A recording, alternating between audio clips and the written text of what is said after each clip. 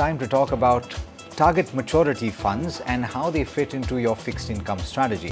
Santosh Navlani, who is the Chief Operating Officer of ET Money, is joining me. Thank you so much, Santosh, for taking the time.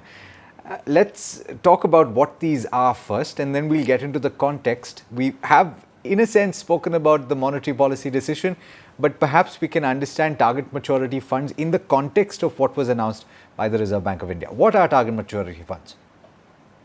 Hi, Alex. So, understanding target maturity funds probably will be far easier if we try to understand some kind of background to the category. So, as Indians, we are all aware about the fixed deposits. We know that when you invest in fixed deposit, there is an end date called maturity date of the fixed deposit, and there is a coupon rate, which is basically a fixed rate of return, maybe 6%, 5%, 7% return that we're going to get when our FD matures. So we all understand this principle of fixed return and fixed tenure. Now, mutual fund industry actually has innovated and created multiple times possibilities of making people understand debt mutual funds in the context of FDs. And some time ago, we used to have a category called fixed maturity plans, which is typically gets very popular when the interest in the economy starts peaking out on the higher side or are towards the end and a cycle of a rising interest scenario. So that's where the fixed maturity plans become very popular. And this category actually takes a leaf out of the FD's behavior that we all understand. Fixed maturity plans basically are closed-ended funds. That means you can invest only when the new fund offer of FMP is open. And there is an end date, a maturity date to FMP. Basically, you invest when the NFO is open and you get your money back with a return generated in the form of a yield on the papers, almost like an FD. Just that the interest rate is not fixed. You basically would know a kind of an indicator of how much interest or yield these paper in the FMPs are going to earn. And the drawback of FMPs was that you can only invest during the NFO period, and basically you have to stay invested almost like a lock-in that is there in fixed deposits. Recently, what has happened is mutual fund companies have actually modified the fixed maturity plan, which is the FD equivalent of the world we understand in, without a fixed guaranteed rate of return, into something called as target maturity funds. Now, what happens? Target maturity funds, we take the leaf of maturity date, which we all understand. That means there's an end date to the fund that I would actually invest for 5 years, 3 years, 7 years, so maybe 2 years. There is a fixed maturity date to a fund. But it is not only limited that you can invest only during the NFO period. You can invest whenever you want to, and you can take money out whenever you want to. The good part is typically these target maturity funds are investing in secure papers, which are tracking an index of securities, which probably have a predictable rate of return in mind. And investors can benefit by investing in these funds almost what they understand, which is fixed deposits, just that the returns are not guaranteed. But you typically know what kind of return you can get if you stay invested throughout the tenure of the fixed maturity, target maturity fund. Understand this, because I think it's really an interesting product, because it allows you to get in and get out if you indeed require.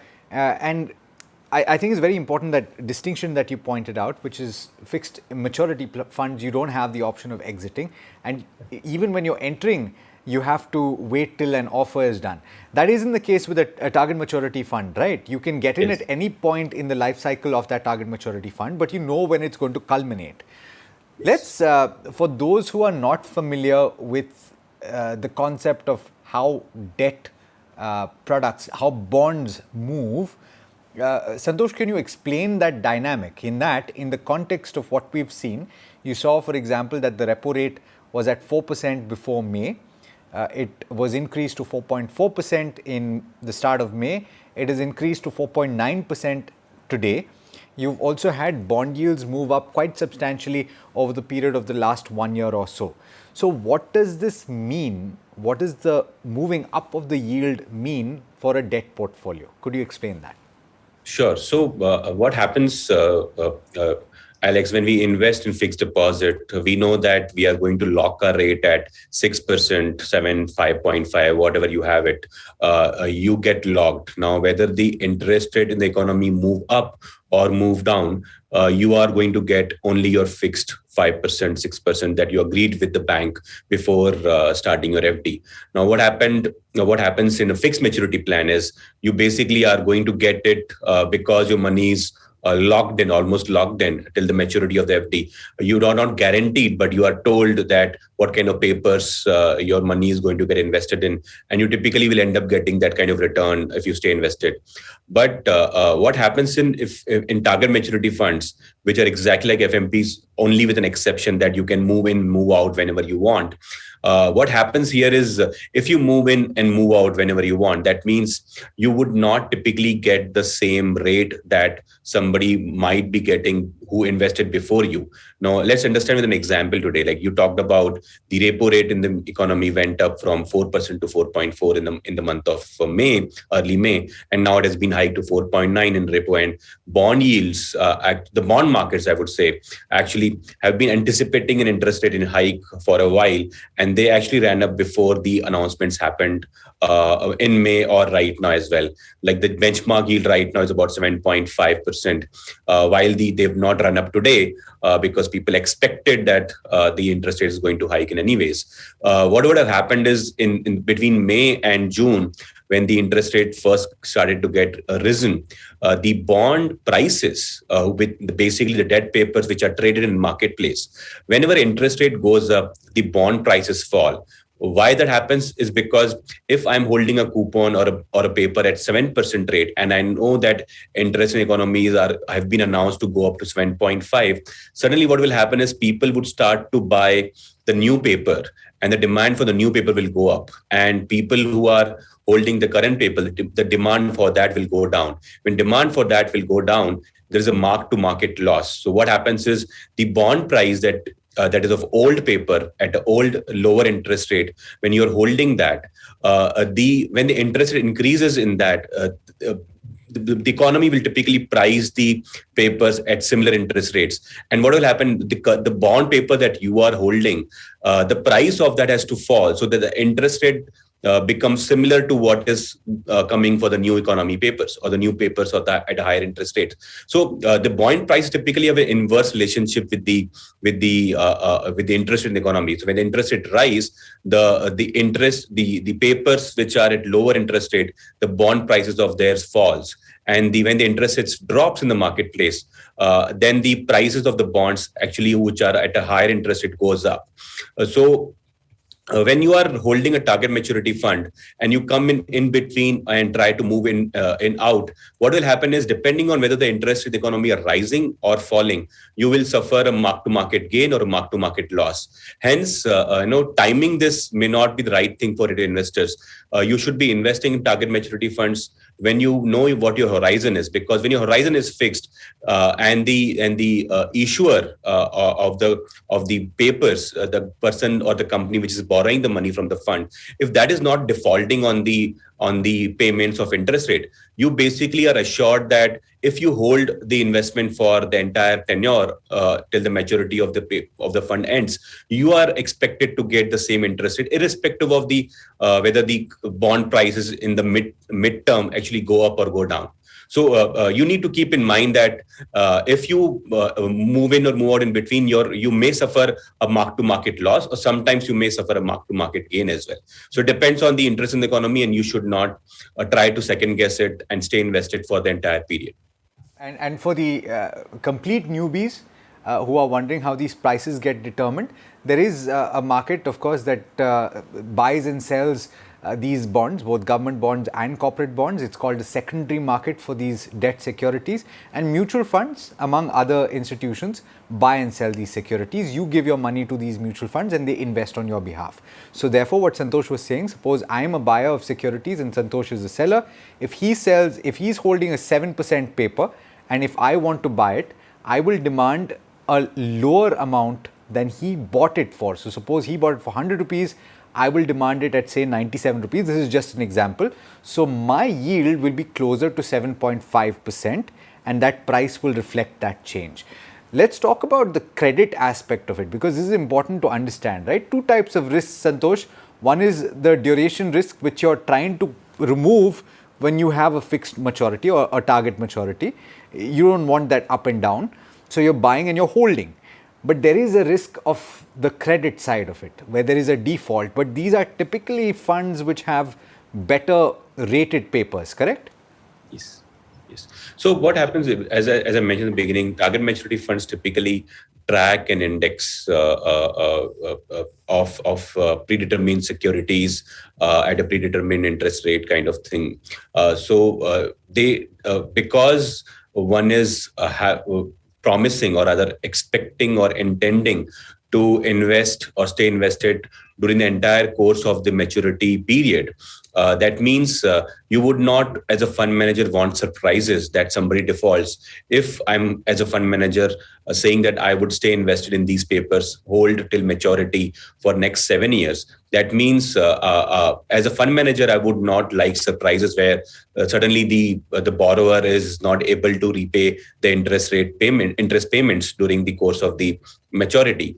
So I would not take credit risk in these kind of funds. So typically the papers in these are very secure AAA government securities, state development loans kind of papers, where you would know that the profile of the company which is borrowing the money is actually such that they have a stable business, stable revenue stream, predictable cash flows, so that the interest payments will be on time. So while the interest rate risk remains, especially when you are investing for 5 to 7 year period and that kind of target maturity fund, the interest rate risk will always be there, but the credit risk is pretty typically low. So you would not be really worried about whether the fund is investing in what kind of papers there.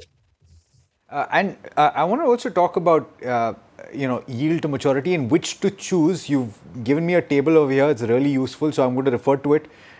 You've mentioned long duration. There are a few ETFs that you can buy. You can buy the Bharat Bond ETF April 2032 culmination.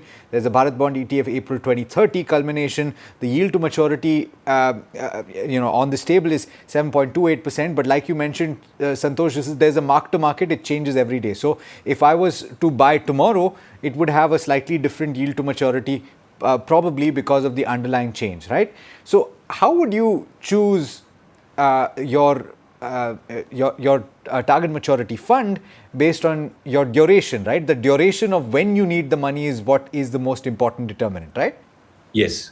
So, Alex, you cannot choose the interest rate that you want as a investor, whether it comes to FDs or debt mutual funds. The interest rates always in the economy are dynamic. So, but you have an indication of what is the yield that I'm going to get in debt mutual funds by a parameter called yield to maturity, which is declared every month and by the fund houses, and typically appears in a lot of fact sheets, apps like ET Money and multiple other websites. What kind of yield to maturity will be there if I had invested on the last day of the previous month, which is, say, for example, May. So if a Bharat bond paper or any kind of other state development loan ETF or any kind of target maturity fund is showing a yield to maturity of 7.2, 6.9 or whatever, it was as of last day of previous month. But because these don't tend to move very lopsidedly up and down every day, you can rely on last declared value of YTM and at least build an expectation what kind of interest rate, what kind of return you are going to get minus the expenses. So if the YTM, yield to maturity, 7.2%, that is calculated based on the NAV of the fund on that day, and you basically know what kind of returns you'll make. And there is an expense to the fund which will be deducted from that. So if expense ratio is about 30 basis points and yield to maturity 7.3, you typically would be expecting around 7% return when you withdraw the money or the maturity of the fund happens. That's YTM. And what you should be doing is basically align your investment horizon based on what kind of maturity profiles exist. So if a Bharat bond is maturing somewhere in 2032 or 2030, or any kind of state development target maturity fund is maturing in 2025, align your horizon to the maturity profile of the fund, and don't try to go for the fund which is higher than your tenure and actually promising a higher return or expecting a higher return to generate for you, like 7.2. So don't go for that, because you may be when you want to withdraw after 5 years and interest rate in the economy starts moving up again, then again there's a mark to market loss, and you would probably be not having a good experience. So align your horizon to the horizon of the fund instead of trying to maximize your interest rate that you'll get. It's a very good point.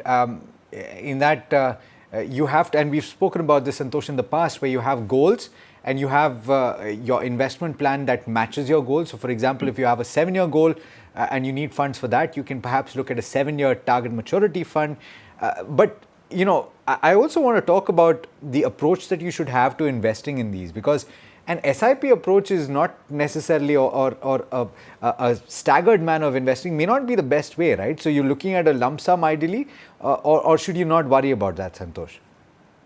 So SIP is a matter of convenience than optimizing return when it comes to debt mutual funds, Alex. Unlike equity funds, which are very volatile, debt funds are not volatile. So you don't get the benefit of rupee cost averaging all the time, because if the interest in the economy are expected to rise as they are now, then the NAV movement will actually be kind of towards lower side before or around whenever the MPC is happening, monetary policy committee meeting is happening, and for announcement. So, but you can't really over predict this movement and try to say, let me SIP and rupee cost average. You should typically invest because you have monthly cash flows, because you want the convenience of investing every month, because you are expecting a target maturity fund to be a better replacement for recurring fixed deposits. So do SIP because you have cash flows. Do SIP because you like to invest monthly. Don't try to do SIP because you'll better rupee cost average in a rising interest scenario in target maturity funds. But SIP is always good. It's always convenient. It helps you stagger investments. It's far better. Only thing we should keep in mind is don't unnecessarily SIP into these kind of funds just because you have a habit of SIP. If you have cash deployed, cash available for yourself right now, you can always lock in these rates for yourself. And if the yield to maturity has risen because of the interest economy in the marketplace today, then you'll benefit from it anyways. Exactly the point that I wanted to make, Santosh, and I'm glad that you pointed that out, because averaging this kind of a fund over a period of time may not be a great idea, considering that you may not always get that 7.3 or 7.4. It could go down over the years, right? But having said that, could you explain the benefit? And we've spoken about this ad nauseum on this program, but I would like to ask you to repeat it again. There is a significant benefit on the taxation side if you hold beyond 3 years. Can you explain that? Yes, I think the best part about debt mutual funds is actually the taxation part, because if you stay invested beyond 3 years, your gains from debt mutual funds are considered as long-term capital gains, and the taxation for them is basically 20% with indexation benefit. So basically the inflation is there in the economy every year gets added, basically is used to hike up your purchase price, and the net gain is taxed at 20% after applying the indexation, which actually after calculation would tell you that you would not be possibly paying more than mid-single digit values as tax, like 4, 5, 6% tax on your investment. Vis-a-vis when you invest into a fixed deposit for 3 years, your gains are going to be taxed at your income tax bracket if you're 30% income tax bracket. So the taxation for a 20% income tax bracket, 30% income tax bracket individual is actually far, far higher when you choose debt mutual funds over fixed deposits always.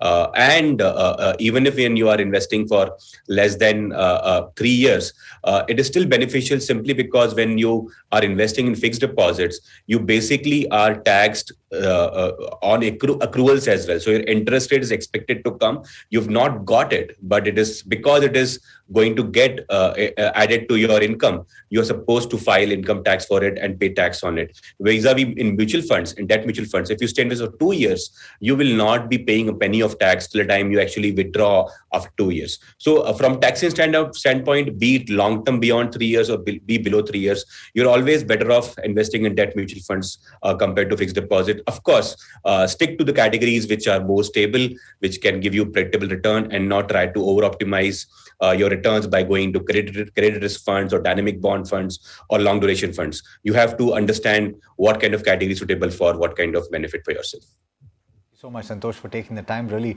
fruitful conversation I think we had today. Thanks, Alex.